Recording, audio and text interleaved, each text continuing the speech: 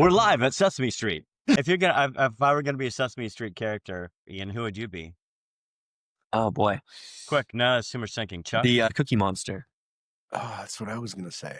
I'd be a Cookie Monster. I'm the Count. The Count. Oh yeah, yeah. I can see that. Yeah, forgot about that one. I can Because see I that can too. count. Because you can count. It's amazing. I couldn't be the guy who spells because I don't know how to spell. But and I can count. I've seen you count. It's impressive. Right. I'm a witness. All right. All right. Anyway, Well, well, we got that. We've got a boatload of questions here. Good. I got a boatload of answers for you, buddy. All right. So first question that came in, whenever I try to take time off, I feel guilty about not working, worry about missing opportunities or stressed about things falling apart. Other business owners and entrepreneurs tell me that this is just part of being an entrepreneur, but how do you actually take real vacations without all the guilt and worry? All right. Well, okay. So this is the freedom challenge, right?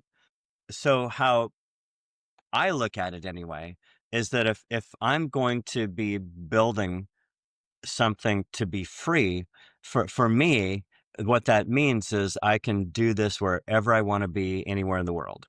So if that's the case, then I can leave. I know we're talking about a vacation, and I get that. And two, if the freedom challenge is that you're going to be free, and if we're doing this from anywhere it is we want to be, and if you want to take vacations a lot or be away a lot, um, you do these things while you're away. And I get you don't want to be a workaholic and work on vacation when the kids are going, I want to go to the beach or want to go to the pool or whatever the case is. But if you set this up right, also, if looking to do this for freedom, and you go, okay, you anticipate, right? You go, okay, when I'm on vacation, I need things to flow the way I need them to work. So how would I adapt things prior to ever going on vacation, even months from now, so that it does go more close to clockwork? And Chuck and I, years ago, went to Croatia. This is before you could be connected anywhere in the world. At that point in Croatia, we had these little cell phones, the European cell phones, and everywhere we went, everywhere you go in Europe, there's a different cell zone. Like now I have an iPhone, right? And I can pretty much drop into anywhere in the world, and I have the whatever it is, I'm free in the world plan. So it's going to work when I drop into London or Dubrovnik or wherever. It's going to turn it on. It's just going to work. But it didn't always used to be like that. So you'd have to have one of these phones, and then swap out the SIM cards for every area you were in. So when we were in this area of Croatia, you have to figure out where to get SIM cards. And in Croatia, they sell them, or used to sell them, at the newspaper stand. So you have to find the newspaper stand, and it's always this little adventure. And they're expensive, and to recharge them, you've got to speak Croatian. So you don't use them much. And there's no internet. You had to go to an internet cafe to somehow figure out how to get internet. And while we were away, we didn't stay in very good contact because we had people that were anticipated, even before we ever went.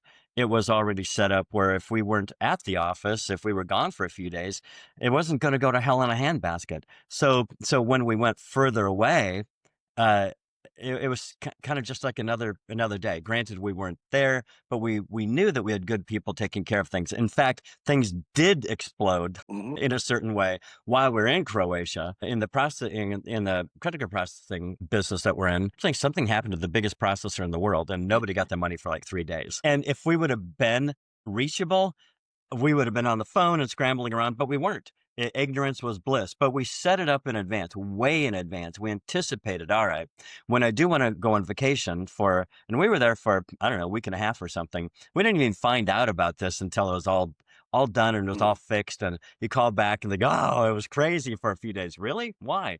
and they go, oh, here's why. Thank goodness that we set it up so we weren't reachable, so that but we laid the groundwork way in advance. So those people that go, oh, you can't go and all that kind of stuff. Well, hold on. I would bet that they didn't set it. They didn't anticipate. There was no anticipation there. So they didn't adapt their world in a way where they could be away and be free. If you want to be free, then think ahead. anticipate these things are going to happen. So see those in advance and get those set up so that when, it's all going to be fine. Not like I'm going to be gone next week. Oh, let's find somebody to take care of this. You don't even know how that's going to work. I would look look beyond, I guess how I would say it. So encapsulate that. So the question was, I feel stressed. I want to go on vacation. I feel I need to be available and all that kind of thing. Understood. Just way in advance, set it up so that you have safety nets and people and processes and systems that make sense so you can be free. So suddenly, if you need to go somewhere or really want to, like, you know what, I see there's tickets to do in Stockholm. It's like, you want to go? Yeah, let's go. Oh, we can't go. Yeah, you can. Because you did all the stuff in advance.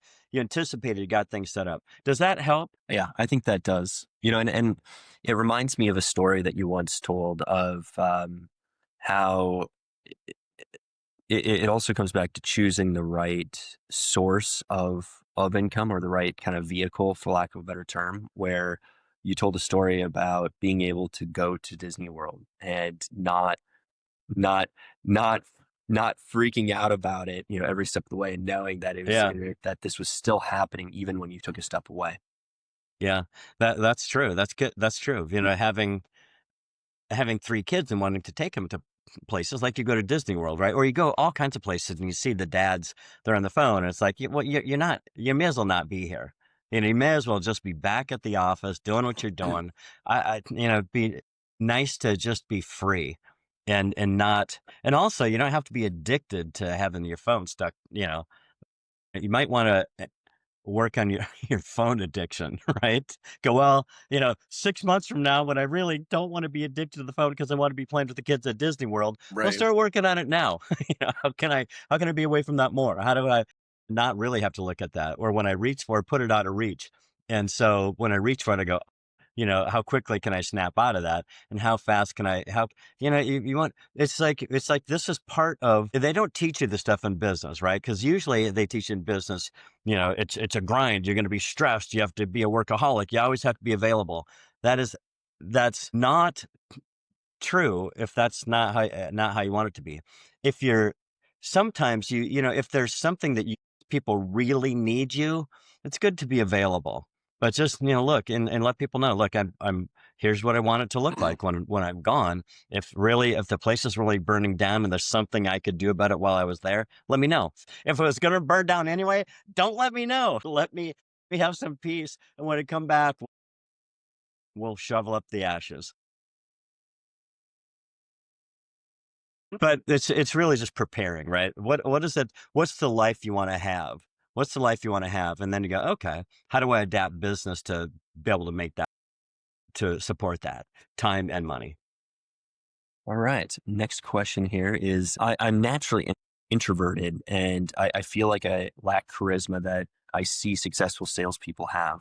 Everybody tells me to fake it till you make it, or just be more confident, but that feels inauthentic and exhausting. Is charisma actually necessary for sales success, or is this just a mind trap that's preventing me from moving forward?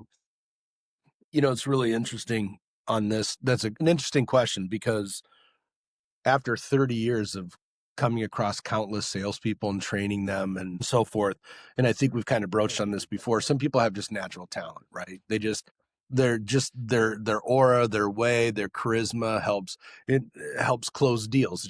It's just part of them. It looks effortless when you watch them do it.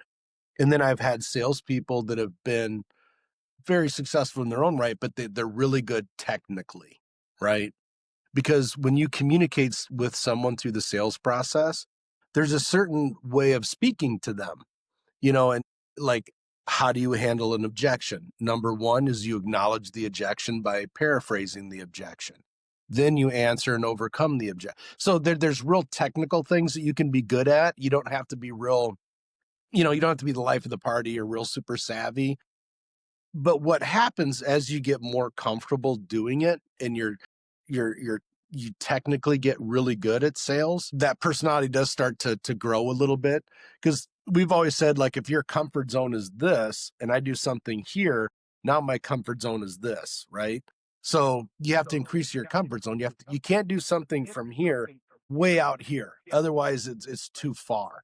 You just got to gradually, and you have to be conscious of this. And I need to work on getting, because it depends on what you're selling too. If you're selling something very technical, very linear, or you're dealing with someone who's very technical and linear, that works better. If you're dealing with more of an artist or someone that's gregarious, that doesn't work as well. And the greatest salespeople can mirror image whomever they're talking. The greatest salespeople you can talk to a janitor today, and tomorrow you might be talking with a brain surgeon, and you're able to relate and get to the objective.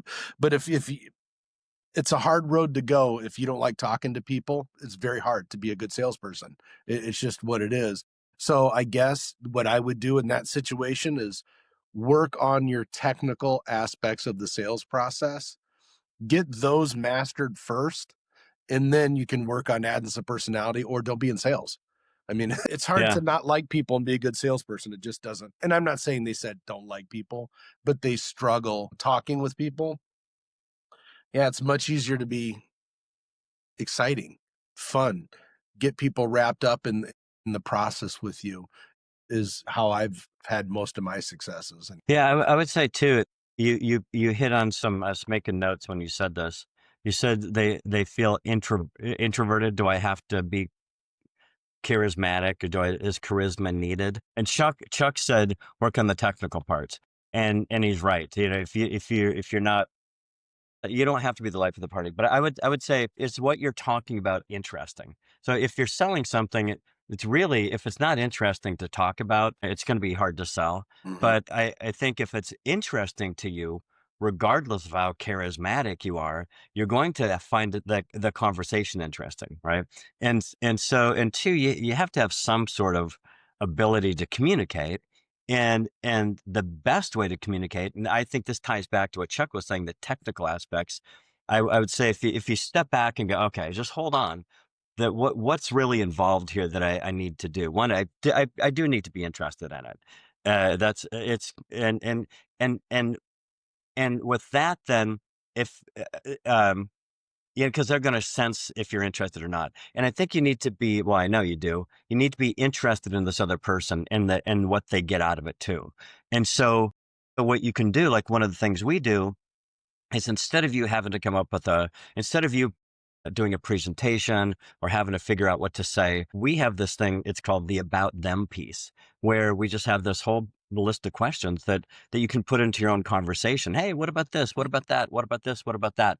And if you do that if you practice, like, okay, I'm interested in, you don't have to be charismatic. You just have to sound interested, right? Mhm. And if you truly are, that is a big deal. Hey, how'd you get into this business? What about this? What about that? And then you can work your way through the conversation with these questions that are already not scripted out, but listed out. And if you can put them in a way that's conversational, then, and then, like Chuck said, that you work on it. One of the things that we've seen most people never do, that the really good people do, like the people that are far and away way better, become way better than anybody else, as they record themselves. So if you're going to do video, record video of yourself having these conversations, and then you play it back and you go, wow, you can see where you need to uh, adjust, where you need to go, oh, I need to do that a little bit differently. And so you'll get good, but you'll get much better, and it'll get much better faster, because you see and hear what you look and sound like to everybody else. So I think you got to be interested in what you're talking about, and have not a script, but an outline, Outline. and then record yourself, and you'll get better. You'll look good, and you don't have to be Mhm. the life of the party. You can be charismatic. And then, as you're doing it in real life, reflect. Well, how'd that go? What did I do? Did it go well? Did it not go well? So, interested, have an outline, and record it, and then just reflect. How'd that go? Because that's when you learn. Is when you reflect how to go. And then you don't have to be charismatic and all that. I'd do those things, and I think most people would end up becoming really good at whatever they're doing.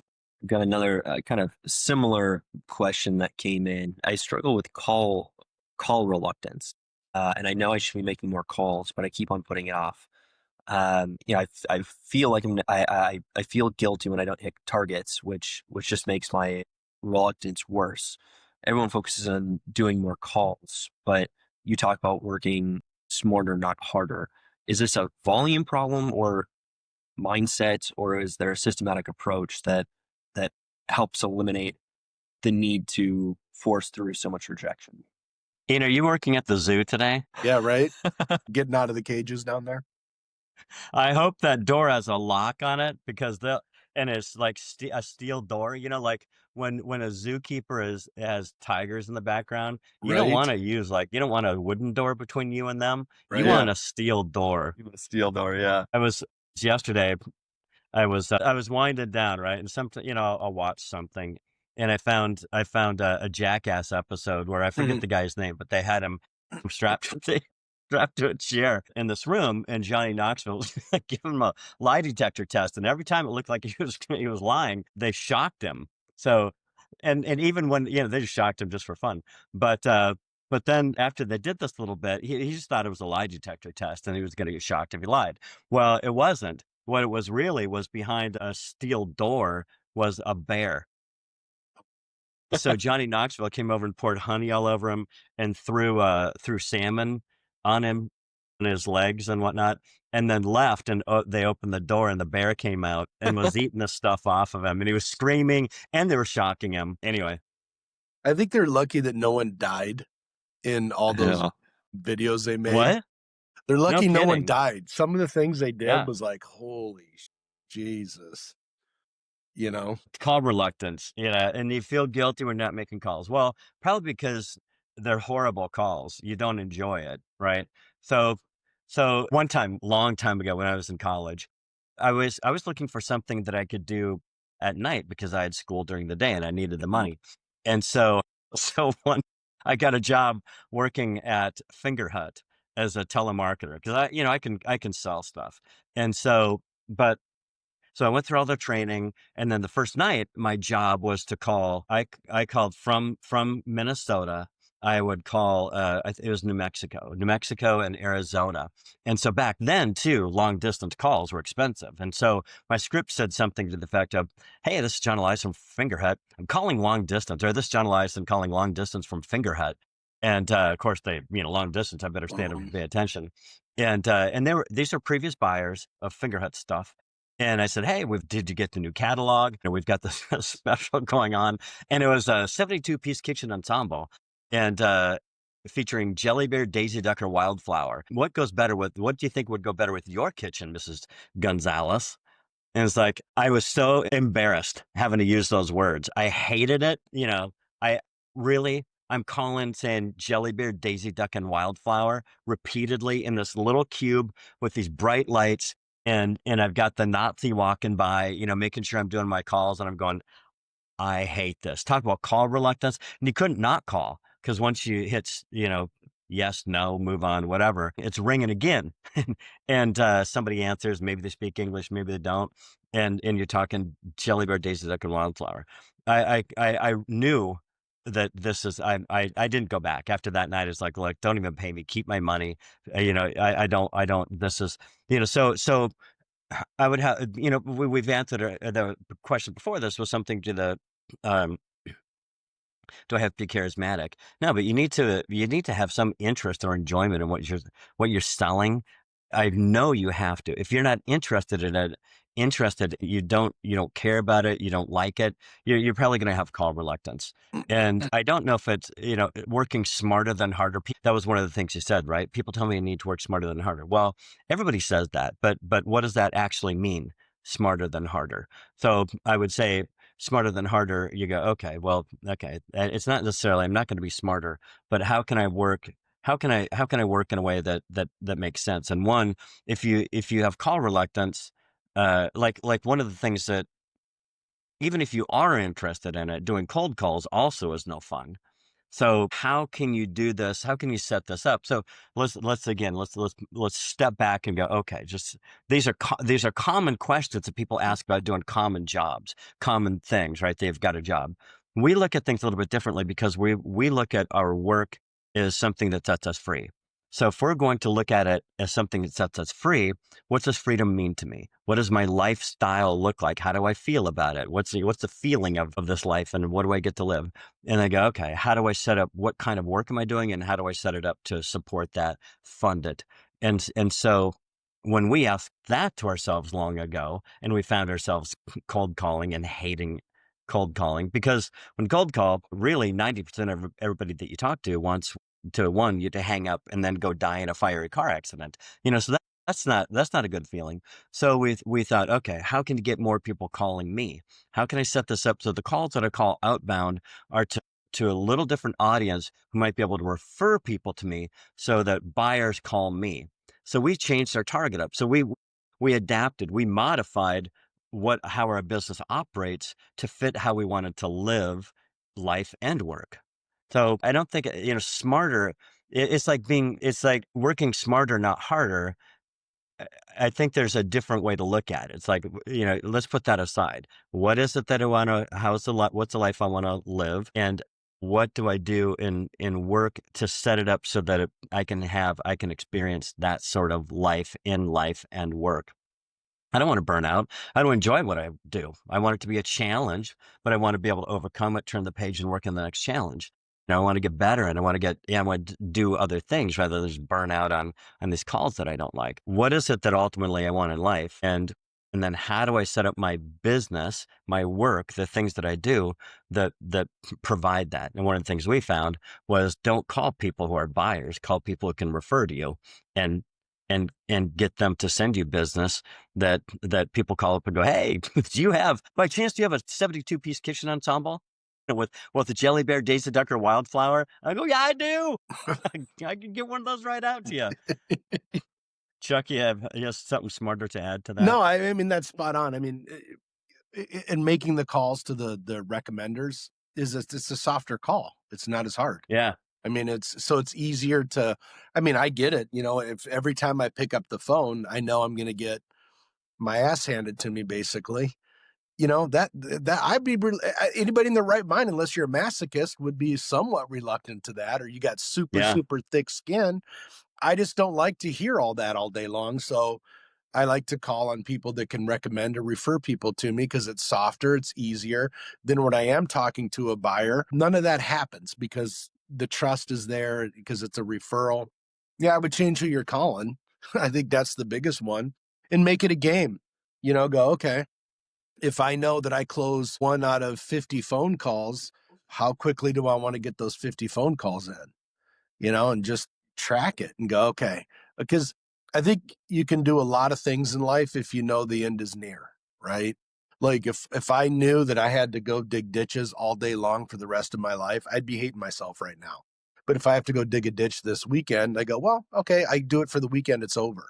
So you have to mentally prepare yourself, but quit calling the wrong people. But if I'm calling for Fingerhut, I don't have a choice, because there's different levels of sales going on here. The person that wants to go work at Fingerhut, or, I had a stint where I worked at MCI back in the day, and I had to call whomever they told me to call. I didn't have a choice. That's a different level of, those people aren't necessarily thinking freedom mindedly. Yeah. But it's a stepping stone to graduate to something where you can get free, if that makes sense. So you got to gut it out. Just got to gut it out and you got to be looking for something else that can get you free. I would recommend for anyone in life, don't sign up for things that can't help you get free. Sign up for things that you can create. But this is what everybody does backwards. They go, I'm going to go get a job, and then I'm going to design my life around this job. No, let's kind of have a design of our life first, and let's find something that can give me that, where I can earn that. Start there first, instead of selling jelly Flintstone 72-piece whatever's. Jelly Bear, Jelly Bear, Jelly Bear, Daisy Duck, and Wildflower. You know how many years that I can still say the script, and I still remember it. It was so vivid. This was 35. Oh, no, longer than that. 30. It's got to be almost 40 years ago. Yeah, 40 years ago, and it was so disturbing. I still remember today. But I later, No, it was before that. I worked at a place that we sold wild rice to chefs, Yeah. and I worked for somebody, and I got like not much per hour, but every time I sent out a sample, I'd get more money. If they bought, I'd get more money. And wild rice, Jelly Bear Daisy Duck and Wildflower, Kitchen Ensemble had no interest to me, but wild rice did. I love to eat Mhm. wild rice. I used to harvest wild rice with my grandpa. I had stories about wild rice. Mhm. They would give me samples and I would eat them. This was some of my favorite food. And so I'd call chefs and we had stuff to talk about. It's very Right. interesting, even though, yeah, but I had a little different incentive. I could make more money. It was something I enjoyed talking about. I was in college. It was okay. To your point about, well, find something that it's a stepping stone. It's graduating. I got some great experience. It was Yep. it was fun. It was interesting. I enjoyed it. And I could do it 5 hours a day. I could hammer on it. It wasn't at night under the lights talking about something I didn't like. It's nice when you can call with something you're interested in. Yeah. And it's nice, I'm never going to get free doing this. I'll make a bunch of money. I'll be able to go on vacation. I'll have to come back and sell wild rice again. But uh, um, yeah, I didn't know at that point in my life that you could do things to get free, not just make money. Because I always thought what they told me was true, that you work really hard and then you can retire. And so I remember too, years after that, I had this little certificate where I go, oh man, by age 30, I want to retire. Retiring means having this amount of money. And that is so wrong. It's so not right. I mean, because then what are you going to do?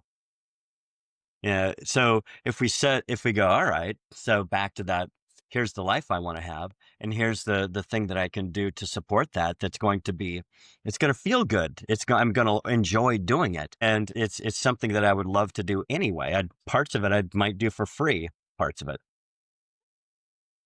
Just the cold calling.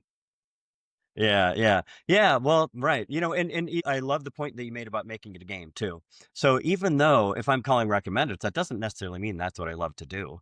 It's just it's a Means to an flipped end. call. Yeah, and so it's an easier call. Would you say, a warmer, softer call, Yeah. and it builds a big referral network that's going to send you business. So you don't have to call anybody ever again. That's not true. You'll keep calling people. You'll keep calling people and having conversations, but you flip it and the business starts coming to you. But still, even when doing that, uh, making it a game is a big deal. Like, how many of these can I get? Because as soon as what what how I would look at it is how many of these connections do I have to make, and how much do I have to keep stirring the pot to get all the business coming in that I could even ever handle, no matter where in the world I am. So it becomes a game. How fast can I make those connections? It's interesting is all the connections are already there. They're already there. All this network that you need to have all the business coming in that you'd ever could handle is already there. You just have to connect the dots. And the game is how fast can you connect the dots? But it's not like, okay, if that's going to be 3,000 connections, I don't want to look at, oh God, 3,000. I've got Mhm. one. Now I've got two. How I tracked it was I could do this. I knew that I could do this 5 hours a day. And so I could really hammer out. I could sprint for 5 hours a day. And I could, even smaller, I could sprint for like 55 minutes and then take a 5 minute breather and come back and sprint 55 minutes. Within that 55 minutes, if I could make seven connections. So I had a little post-it note stuck to my desk, and it said, and I started at 8:30 and 8:30. And every time I had a meaningful conversation Mhm. with somebody, I would put a tick mark, and then at the end of 55 minutes, I draw a line. That's my score for the hour. And so I'm always keeping score throughout the day. And it's a race. It's a game. And, and so it's not how many do I have to have 3,000 or whatever the number is. You don't know what the number is, Right. but imagine it's that many. But when you take it down to the smallest steps and you make it a game like that, then you can like Chuck said, gut it out. So you can go. I can think of it as gutting it out, or I can go, all right, let's make it a challenge, make it a game. Mhm. How fast can I get one? All right, let's get another. Let's get another. How many can I get this hour? And then it's like, all right, for the day, I got 30. Cool. Most people have that call reluctance. They have to gut it out. They hate it. They go, oh, shit, another call. But if flip it around, make it a game like Chuck said. And that's how break it down to the smallest steps, the things that you can do right now. That's like, like 85% chance if I pick up the phone and dial this kind of call, I'm going to have a successful conversation. Right. That's who I want to be talking to. And what we found is that when we would call these recommenders, when we got good at it, it was a 97% probability that we'd have a good call. When we'd hire people at first, they had about a 60% probability, but then they got better. And that to that the doesn't mean they're point. sending you business. That just means it was a comfortable call. Because not Yeah, right. everybody It was, sends you business. it was a meaning, like, right. What does a successful call mean? That's what it was. It doesn't mean they sent you business. You made a Right. good contact. Go, hey, you know, they understand what you're doing. They see the value in it. I sent some information out. Mhm. I mean, there were some things in there. Just don't call and say, hey, just want to send you info. It's not that light. You have a meaningful conversation, Right. and they go, oh yeah, I understand. I can see how that could be. Yeah, we'll send you out the info, and we'll catch up. Blah blah blah. Well, and the So yeah, psychology that's behind that too is that when you do have that meaningful conversation, that's a victory, right? You hang up and you feel yeah, like, okay, I yes, had a that's the victory. victory. Then it starts Right. validating what you're doing. Then you start getting validation. Then you go, okay, then it becomes easier, right? And then once you get your first referral, which is like the best experience, like, all right, I called recommenders. Now I have my first referral. It's like it's almost like euphoric. It's an epiphany, like, holy cow, this does work. Then it becomes easier, right?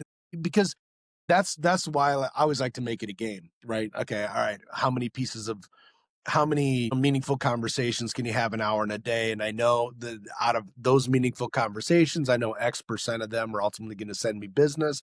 Then it's a game. Then it's almost like you Yeah. turn the emotional side off and you turn on. Right. It almost becomes like autopilot. You're just like, oh, cool, and you're in a rhythm. You're in your jam.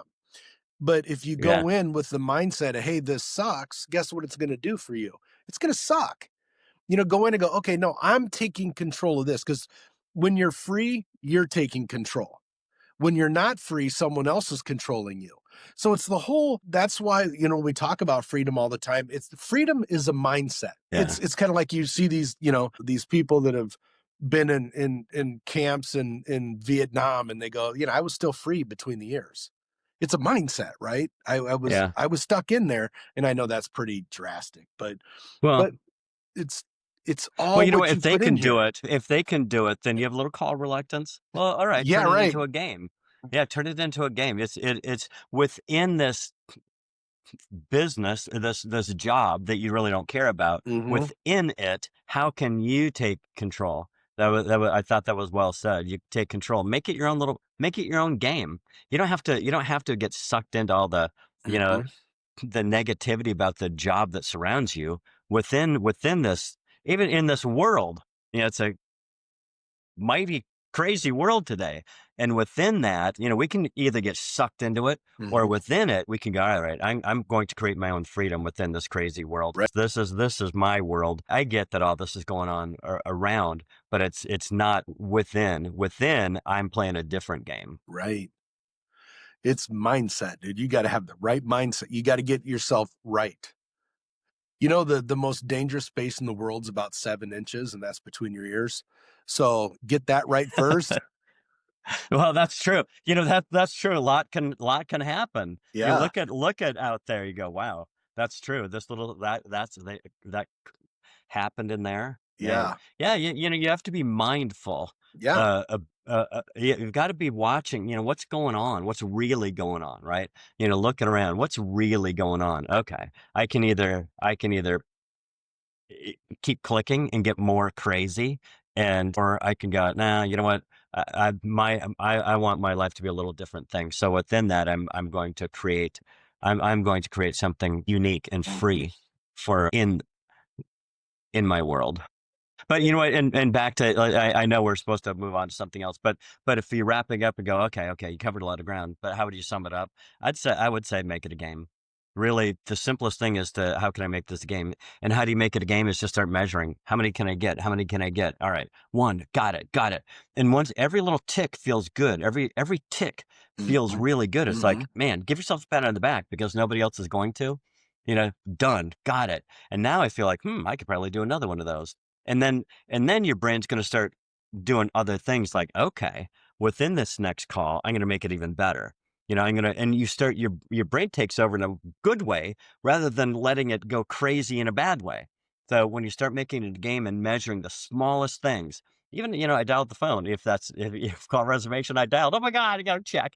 And eventually you don't have to check. You don't have to give yourself a pat on the back for dialing the phone. It's just the conversation. I Right. got I did it. I did it. I did it. All right. Like, let's do another. And then it's how many can I do? How many can I do? How many can I do? And then other things happen too. Like you don't take the same kind of breaks that you had before, Mhm. and you start thinking like, all right, how can I fuel myself Mhm. differently? How can I? Other connections are made when you start just measuring small things that make it a game. Measure small things and watch how your brain takes it in a positive way that makes all of your life better than Well, and it frees your however mind many up kind to of. think about other things, like Yeah, to grow. Like if you can't get past this little hurdle, how are you going to grow into something bigger that can get you free? Like I'm stuck here. It's like, wait a minute. Okay. Okay. You've got to gamify it, if you will, structure yeah. it. So Well, that's when what we call it, is gamify it. gamify it. So when you walk in, you're not rethinking this every morning. Like, oh, I'm rethinking. No, no, no. I don't need to rethink that every morning. It's kind Right. of like write things down so you don't have to remember everything, right? So if you write something down, it frees up my mind to absorb more stuff. If I'm trying to remember everything, then I can't absorb anymore. So gamify it, get it down that this is, it's like muscle memory. This is what I do. And you'll be amazed at what your mind can pick up. Now you start listening to the people on the call differently, and you're hearing things you never heard before. And then Yeah, you're overcoming things that you were unable to overcome before because you've freed yourself. You see, yeah, you notice this common theme here is freeing yourself. So you have to free yourself of things, because hanging on to things and letting them slow you down is not freeing yourself. So do the steps to do that. And then you can yep, learn more and get better. yeah. Start measuring small things. Mm-hmm. Make it a game. Start measuring small things, smallest things. 100%. It's things that you have 85% chance of being able to do. Mm-hmm. Start there. Start there. All right. Next question that came in here is I run an accounting firm with about 40 active clients. Everyone tells me I should just ask for referrals, but when I bring it up at our year-end meetings or in follow-up emails, it feels forced and awkward.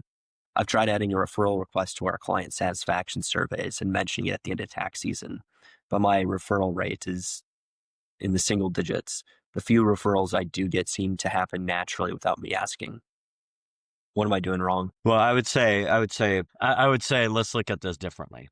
I would say, okay, you're an accountant. You've got 40 clients. I would just go back to, all right, what is it that you want? What I heard was an assumption that somebody told you need to ask for referrals. And I don't know, maybe you don't. But of course you do. But when, yeah, asking for referral, let's go back. Let's go back to, what is it that you want to achieve? Most people, they hear something just like what you said. They said, they go, oh, people tell me. They go, you know what? Most people don't have the same interest you have, and therefore they're going to do it differently than you. It's like, let's take it out of this context, but under the heading of, it doesn't matter what other people do. You want to individualize this for you. It's like, you ever go to a restaurant? You ever go to a restaurant and the person that's you're with, they go, oh, what's good on the menu? What's good? And they go, oh, it's the lamb chops. And you go, oh gosh, I just vomited in my mouth because I can't stand the taste of lamb. Or, who knows? Maybe I'm a vegetarian. It doesn't matter what tastes good to other people or what other people want. It's like, what am I trying to create myself? Why am I even an accountant? Why am I doing anything? It's like, all right. So first of all, what is the life I want to have? All right. Now that we go, all right, what's the work I want to do to support that? Okay. And then it's, how do I do my work so I have the essence of freedom in everything that I do? And of course, work is called work for a reason, right? Because there is work, but if we look at it like a challenge and we go, okay, if I go, well, I want to test getting referrals. And let's say you come to that conclusion, or somebody said it, you go, wow, I think that would really fit into what things I want to do. All right. Unless I've gone through that gyration, I'm not going to do what people suggest I should do. But if it checks all those boxes, now I'm going to, in general, the best time to ask for a referral is when somebody likes you, at a peak of your relationship. So that's either when you get them as a client or when you get them a refund or Not whatever when the you tell case them how is. much they owe. Yeah. Hey, oh, Right, you owe right. They go, this. you know what? I hate you. Or here's something I ran into. I'm dealing with right now. Uh, the year that we're in it was 2 and 3 years ago. Yeah, 2 and 3 years ago. Oh, guess what? They didn't file the right stuff, and now I owe money. And do you think, and penalties, do you think that right now I'd refer them to anybody except somebody I really don't like? Absolutely not. So, I was wondering why you so texted me their information. yeah, It's like, what? I go, hey man, you should really use this guy. Get him on the, you know what, and especially get on the plan where it's a cheap rate because they don't file enough returns. Right. Right. It's yeah. I was trying to get a good deal, and they never told me it was by the proper things that, oh, you only paid us enough to do this amount of your tax return. Oh, Right. great. But anyway, so asking for referrals, I would, I think you have to be clever about asking about referrals, because if you just go, hey, who else do you know that would like to get accounting services like this? I don't know. I don't have the foggiest who might need accounting services. Right. But if there's something that that you have to make it interesting to me in a different sort of way. Why would what would motivate me to send somebody your way? Is it some sort of program you're running? Is it, if do Right. I to go, hey, you know what, every client that comes in, we charge them $5,000 a year, we'll give you 20%. And I go, okay, so I can make $1,000 for everybody. Am I interested in that? Am I not? I think for me, I wouldn't be, but I would be interested in sending somebody to you out of the goodness of my heart, because there's something that you do that's different than all the rest of the. I think I looked it up a couple of years ago, and there's something like 1.3 million accountants in the world, or in this country. 1.3 million active accountants. And you go, okay, so you need to be doing something special in a better sort of way, going about accounting in a different way. Do you do this in a way that, uh, what does it do for me? And I've got a buddy who's really astute in a lot of areas and makes a lot of money, but I don't think, because he's asked me a couple of things like, do you guys do this? Do you do that? And I go, yeah. He goes, my accountant doesn't do that. And I go, well, we've done it like cars, for example. Does the company buy you cars? Yeah. And he goes, man, don't do that. My accountant said, blah, blah, blah. I go, well, I'm not an accountant. Don't play one on TV. But I would think, given the type of business that I know you do, I would think this would work in some sort of way. And there's other people who specialize, right? There's like, man, you should go, and so if I'm providing the kind of value that should be recommended to a certain sort of person, I think then I'd feel okay to ask. Go, hey, if you know of other people, and like maybe Chuck and I both do real estate, so maybe there's somebody who's pretty astute at real estate, and he's doing enough of it where he has stories to tell. And I think that, and if he kept in constant contact with me, and I every month he'll say, I received some sort of interesting little accounting story. Oh, here's something that we saw that, for astute people, right? It's not just the average goofball filing a tax return, for $31. It's like, all right, somebody is really doing something. And I keep getting these stories like, that's interesting. And I'd probably forward those on to people that I know. Like, oh, here's an interesting, I don't know who you deal with, the accountant, but this guy, my guy does this sort of things. And it's just stories. Nobody's trying to sell anybody. It's understated, right? It's understated. And so it's a story. And I go, that's clever. Or, I know Chuck did a 1031 exchange recently where he sold something about two other things. And I don't know if he dreamt this up himself or somebody, his accountant said, hey, here's something that you can do. But imagine if his accountant had just a little email system, like every month, sending things out to clients, potential clients. And when he sent it out to his clients, he go, hey, if you know of other people who might be interested in this little story, feel free to send it. I'm okay with it. Sometimes we need permission to do things like, well, I don't know, should I send it? Should I, I know I'm a client, but I don't know if yeah, you should send it, because that's what he's fishing for. He's trying to get referrals. So I would go back to, if I'm looking for referrals, I need to deserve a referral. And if I'm going to ask for a referral, I'm going to do it in understated sort of way. I'm not going to go, man, we're so good over here. We're 5-star accounting service. Who do you know that would, that's, you're going to get from me. I'm going to go, I don't know. But if you drip on me with clever stories, interesting, I go, oh man, that's cool how we did that. Now, when I'm at, a kid's function, I'm talking to somebody and we're talking to guys talking about whatever. I go, you know what? I've got this guy, this accountant. He does all these, I'll send you an email. The last thing he did, it was really kind of interesting. You might find it interesting. I'm not even referring him. I just happen to be circulating his little story and he's going to get referrals that way. Don't you think? Do you think he would? Mm-hmm. Of course. Because something's going to resonate with someone. They're going to hear a story and go, my accountant just sent me something that fits what you're talking about. Maybe he can help you. Especially, I don't know. I mean, when you're a business owner and you do real estate and you do things kind of like John was saying, you kind of run with other people that do things too.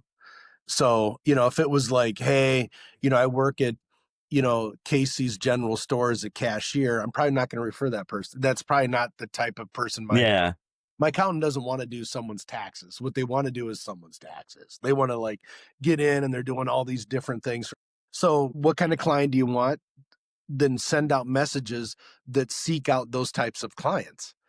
So if I want a client that's just like you, then I need to talk to you and send out messages that resonate with you and are going to resonate with your people.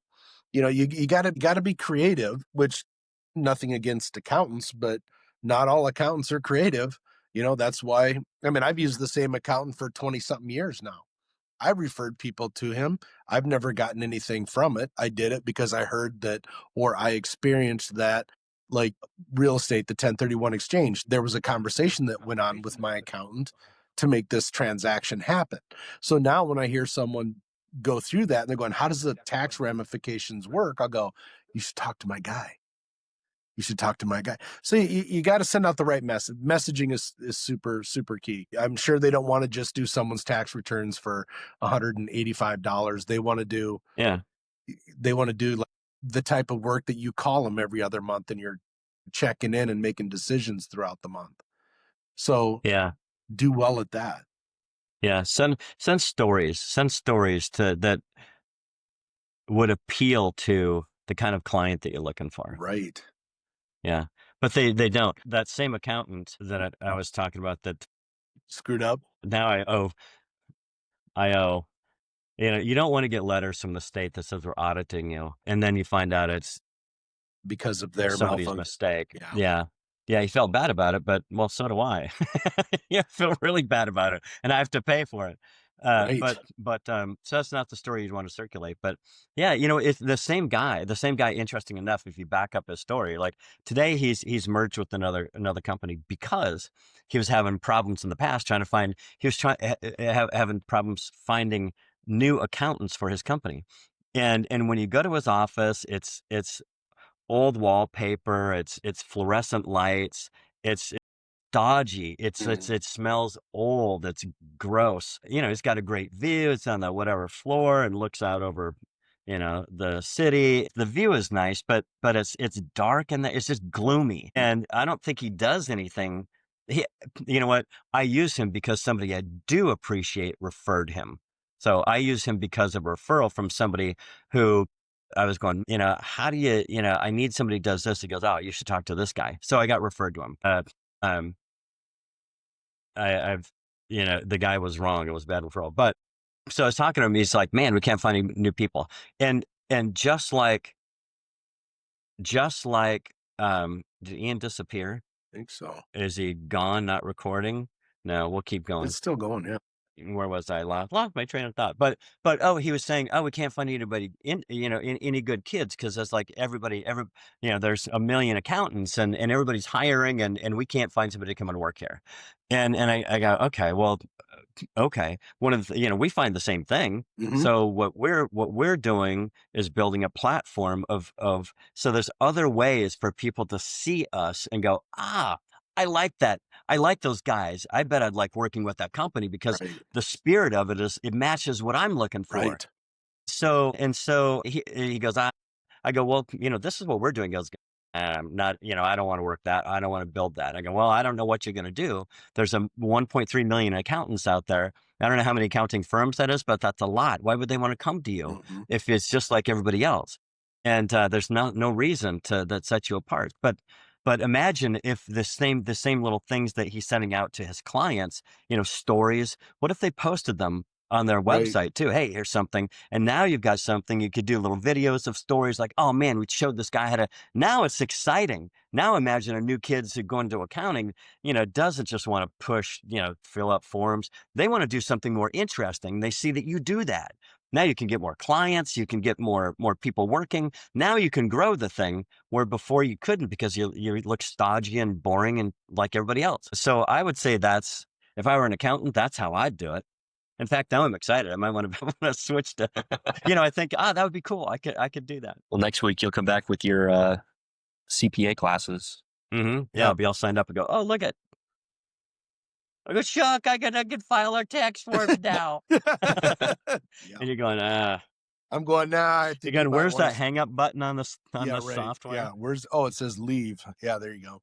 Yeah, leave, gone forever. Right. All right. So this next one is a question from a freelance web developer. I'm a freelance web developer and I'm stuck between being a technician who builds great websites versus being the salesperson who brings in revenue. If I focus on delivery, I have no pipeline. If I finish a project and then I finish a project and I have to scramble to find the next one. If I focus on sales and prospecting, I can't deliver on time for current clients and or quality suffers.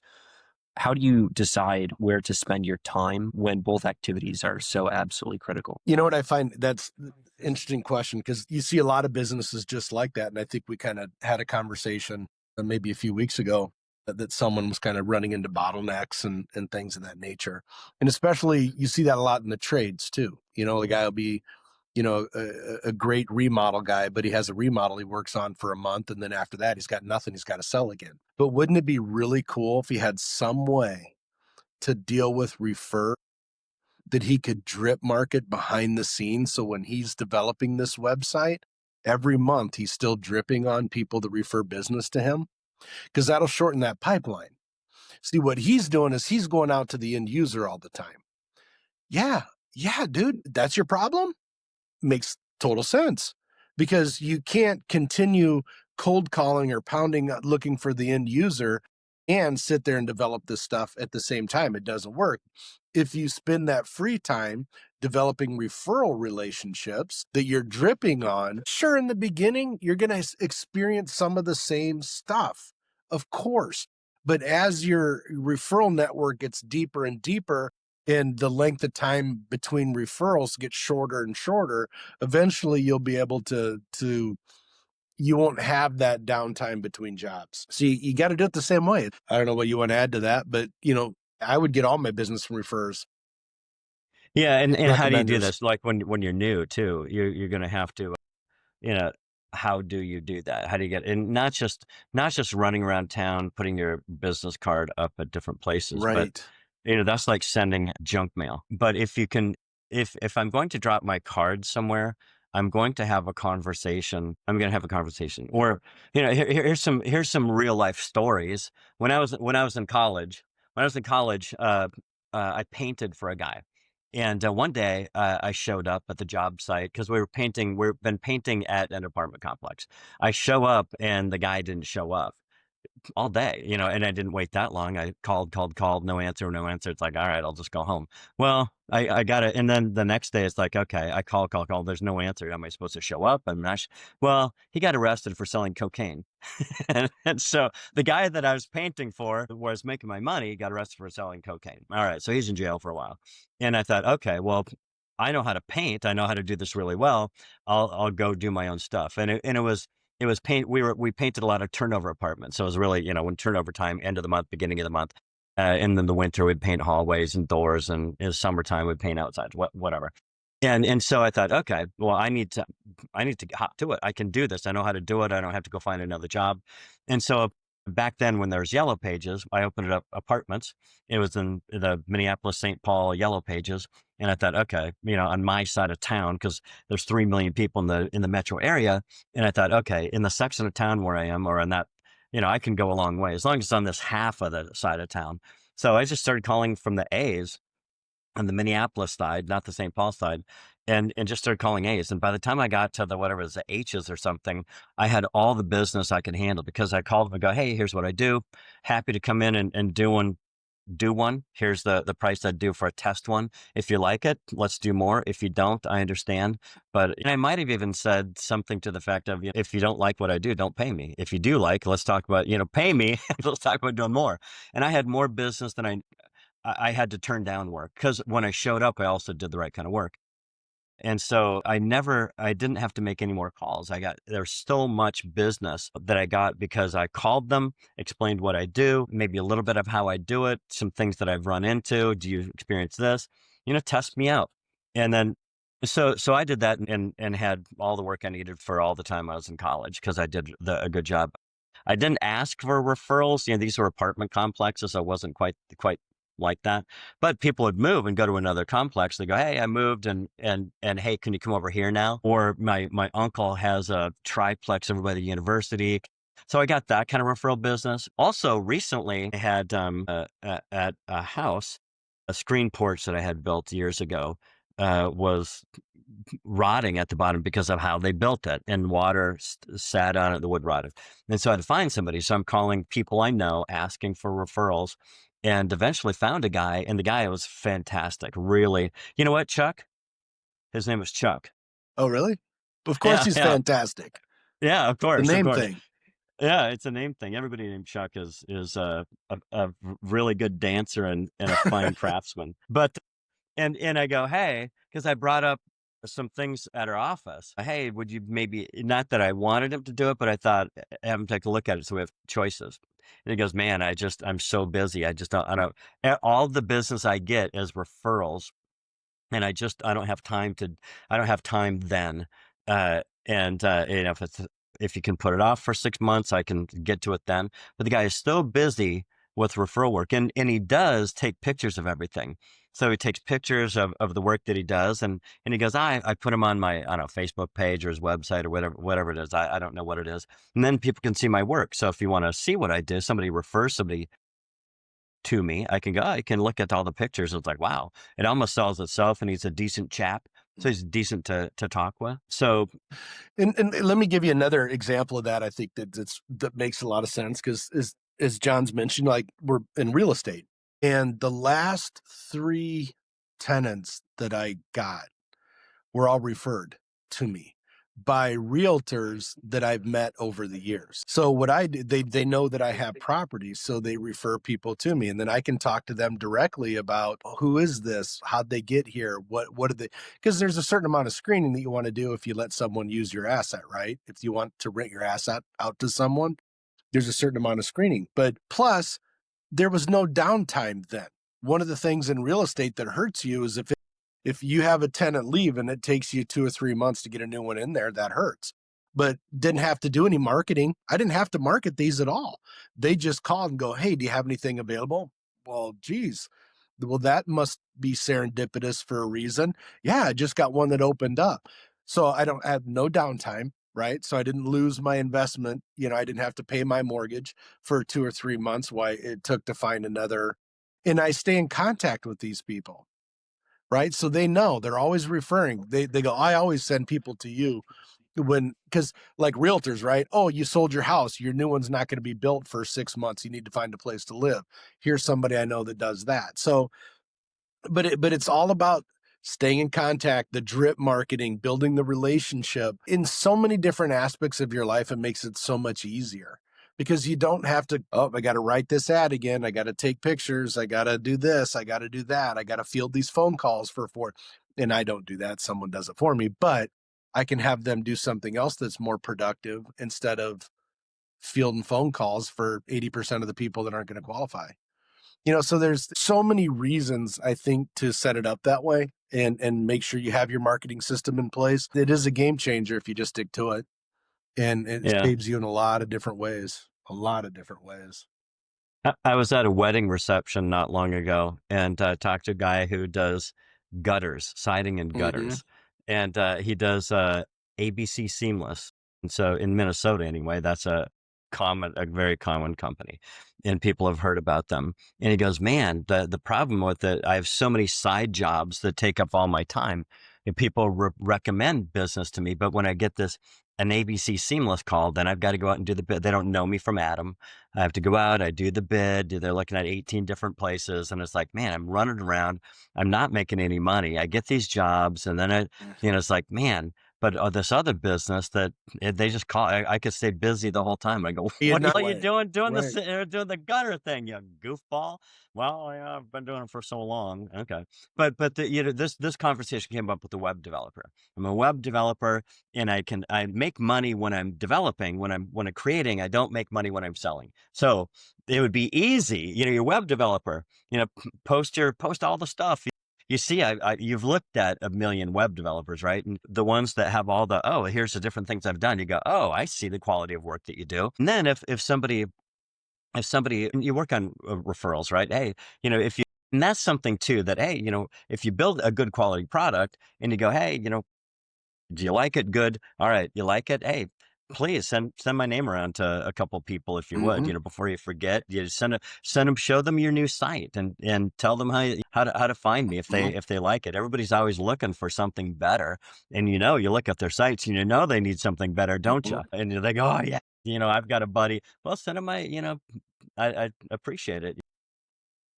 It works better. You can even be truthful. You can go, it's Stop it. so much easier to work with people who like my work and send other people who like my work. And then I have to go running around getting people I don't know. They don't know me. And so I'd go, yeah, that makes sense. So I'd happily, if I got a good product, I'd happily recommend you to somebody. And then you start that engine. So if you create a good product, go, hey, who else do you know? Send them around. Whose website have you seen that could really use my help? You can do stuff like that. And you could, with the same deal. Hey, here's something. This is, I never thought of it this way, but two things that you can do when you drip to them every month, like we always talk about, stay in contact with everybody you've ever met. And you go, hey, here's a new one that I did. Here's a new one I did. And so I would look at it and go, oh, we should add that to our site. Now he gets repeat work from somebody he already knows on a website that he already knows the code, knows how to get into it, knows how to adapt it, knows if we're going to ever pay him or not, all those Right. things. Yeah. Because, yeah, here's something I knew I did, or there's a new technology and I go, man, I've seen that around. Oh, you do that? Man, could you do that to ours? You know what? It's not going to take you long to be full of referral business and repeat business. Well, even you think maintenance on that, like, if you're doing that maintenance work, it's like, oh, this is cool. It's not a 4-week deal. It's like I go in there for 2 or 3 days, boom. I mean, there's a lot of opportunity, I think, for that guy if he did it right. There's a tremendous amount. Yeah. And any business like that, right? It Right. doesn't matter if you're a web developer. Chuck said service industry, which means construction-ish kind Hmm. of stuff. But it doesn't matter what you're building or maintaining, whether it's something that's like real estate or a website. It's Right. stuff that needs to be built and maintained. Yeah. And that's golden. That's short. That's for those guys. That's quick money, quick turnaround. Yeah, You got a 4-week yeah, project. I don't get paid for 4 weeks. It's like, man, I got a 3-day deal. Boom. I'm paid within 5-7 days. Cash flow's king, right? yeah. Well, and they know who you are, right? Yeah. They're comfortable. You know them. There's not, oh, I'm going to go with somebody else. No, Mhm. it's like, hey, can you fix this part? As Right. long as you can fix it, and it's like the kind of fix I want. But if you send me something every month, another reason to have this ongoing contact. I would love to see a new project. I'd love to see a story about a deal. I'd love to, Right. those are interesting. I Hmm. do not want to see your advertising, and I do not want to see your newsletter, but I do want to see deals that you've done. That's cool. Yes. 100%. All right. Another question that came in. I think we've got time for one more question today. All right. One more. All right. Let's do it. Let's do it. All right. So this one is from a hair salon owner. So A hair salon owner? hair salon owner. This is So, my area of expertise. Chuck gets his hair cut every day. All right. So I own a hair Off. salon and I'm 7 years. Everyone told me that being an entrepreneur would give me freedom, but I have less freedom now than when I worked for somebody else. I have 3 stylists, and I'm also doing 35 hours behind the chair with my own clients. You're doing what? 35 About hours 35 behind the chair. hours behind the chair, like Oh, I see. You're with their cutting own hair. clients, and another 15 to 20 hours managing the business, ordering supplies, payroll, marketing, etc. I'm 3 years in and genuinely, I'm 7 years in and I'm genuinely questioning if I made the right choice. Should I be going about building this in a different way, or how could I go about building this in a way that can give me the freedom I initially started this business for? Well, I don't think if you're the one cutting the hair, you can never be free. I mean, you can be free in the sense of, because I know people in my lifetime that do this, and they, I work when I want to work, but when you say I want to build this and I want to be free, it's like you got to make some changes. Then you either have to bring someone in to handle the office affairs and manage your people, but so you slim down there, you trim down the number of people that you have direct contact with constantly. Build it like, I don't know. Do you get 5 more stylists and then you just go, look, they rent a chair from me, and then you're like a landlord, right? I lease out my chairs to them. They pay me. I don't have to do anything. Do you want more clients yourself? What are you looking for? But if you want to build it and have more clients for yourself and you're already doing 35 hours a week, what does that mean? I don't know. Yeah, I would pause, just stop for a Yeah. moment. Because most people, they go, how do I adjust this? How do I adjust this? I go, well, hold on. Maybe you should just burn it down, and maybe you should step away. Maybe it's absolutely not the right thing to do. But because you said, oh, 3 years ago or whatever it was, I'm wondering, did I make the right choice? Well, it's too late for that. So it doesn't, Right. that's not the question. Did I make the right choice? Of course you didn't. I don't know. Of course you probably didn't, because you didn't have the right way to look at it. But so we can't go back. You just go, look, I've got a lot of experience here. But there's some, you could change this in a way where you never have to do the same thing again. But I think we go, look, everybody, not everybody, most people look at their situation just like they just said. Mhm. Should I do this? Should I do that? Well, hold on. Where are we trying to go? It's like, hold on. I need to look further than what I'm looking at right here. Mhm. I'm really looking short term, right? I'm doing all this time, but what do I need to adjust? Well, let's step away from what's railroading your mind and go, all right, where do I want to really aim? We'll go back to life. Look at the bigger picture. I need to understand the bigger picture. What's the style of life I want? What are the Right. things that I want? What's the time that I want? How much time do I want free from my work? And what is the lifestyle that I have cost me? So, and what is the time that it takes to do these things I want to do? So now I go, okay. And then I go, well, what's the business that I can do to support that? And maybe you go, you know what? I don't see any way in the hair cutting business that I can do this. Or maybe you go, you know what? I could set this up where, like Chuck said, just be a landlord. And you know what? One of the gals, she could really, you know, I don't really, I own the shop or I rent the, whatever the case is. Go, I can see how I don't have to do any of this stuff, and I can just have this gal. I'll give her 20% to manage the whole thing. Mhm. And I'm going to go get into the such and such business, or I'm going to go test getting into this other thing that I really think that I would love more. And so, I wouldn't, she's really, whomever is, I'm assuming it's a gal, but, it sounds like they're really, step away and ask yourself, of look at the bigger picture, and then go, okay, what's it going to take? Because maybe it costs me, or the lifestyle that I want costs me $10,000 a month, and I want time to be able to go to take the kids to Disney World. Mhm. And if I only make $5,000 a month cutting hair, doing that kind of thing, I can't do this deal enough to ever Right. have the life that I want. Right. So I need to adapt. I need to step away from what's railroading your mind. Look at the big picture. How much does it cost? How much time Right. do I want? What do I need to do that's of interest to me? And if I already have something set up, which is cool, is that she already has some cash flow going. Right. She just needs to adapt some things to give her more time to do something different, or to rearrange that a little bit, she could end up with something that's really nice and supportive to pay for her life, her maybe work getting into doing something different. Or, maybe she has stumbled upon a new way to make weaves. Oh, no, Right. Right. and she goes, oh, you know what? I can send this, I can get a big I don't know. I don't know. There's something, but I'd look at, instead of looking at what's right in front of your face, and most people do, your brain tells you, look at what's right in front of you. And that's what we spend our time doing, when it's almost never the answer. The answer is outside of that, but we just need to back up from it far enough so we can see around it and see the big picture, and then redesign the life that we want. How much time does it take to do the stuff that I want to do, and Right. how much money does it cost to have the stuff I Right. want, and how do I do that? Yeah, you got to run the numbers. Just looking at it that way. And would you rather have 100% of your own labor or 25% of four people's labor? It's kind of that. Yeah, if kind of that's the thing, way, if that's the way you want to you go. wanna- But there's a lot of, because maybe you go, oh, I don't want to. I hate hair. Did I make the wrong decision years ago to get into this business? Just because you're doing it doesn't mean that's what you have to do forever. Right.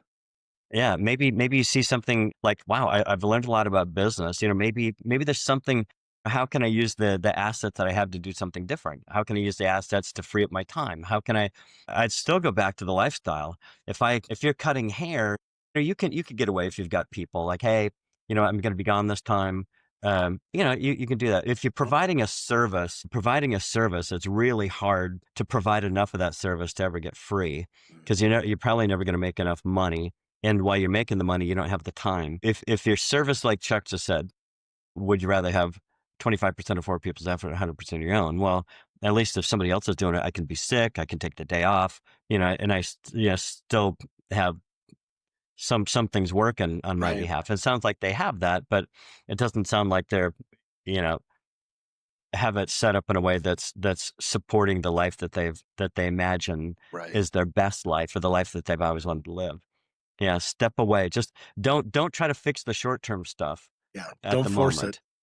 Don't No, force it. I'd step away and look at you got to look at the bigger picture, and then go, okay, now you can look at the short-term stuff and see if it's even something you want to do. Right. Maybe go, no, it's not at all. Or, I really do. I love the feel of running my hands through people's hair, and, I've always liked that. I've always liked hair. Okay, well, fine. But, maybe there's what part of it do you really like? And how can you do it if you want to stick in that industry? How can you do it to have the time and money that give you the life that you want to live? And again, you got to have the right mindset first. The right mindset is, how do I get free? How do I have the life I want? You got to go in that way. Yeah. And right. And first of all, you have to design that life. And then what is it and how do I? What is it? How do I? All right, now how do I? All right, let's go to work on Right. the things that are closest at hand, I would say, the things that we can start doing right now. Great. I think that's all we had time for today. Excellent. Good.